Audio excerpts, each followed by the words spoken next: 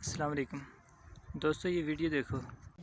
ये आप देख रहे हैं कि ये जो आदमी है ये भी अपना वज़न कर रहा है और इसका वज़न 88.3 kg बता रहा है।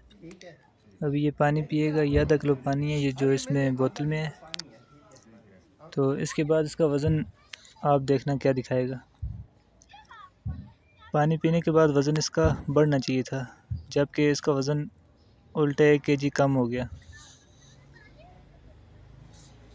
ये इसने पूरी बोतल पानी की पी ली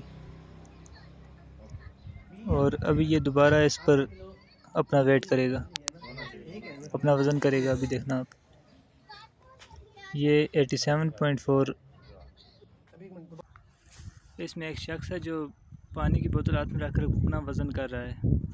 तो इसका वज़न 88.3 kg दिखा रहा है। तो जब इसने पानी पी लिया तो इसका वज़न 87.4 kg दिखा रहा है। तो अगर आप में से कोई इस बारे में जानता है तो कमेंट में बताएं कि ये कैसे मुमकिन है।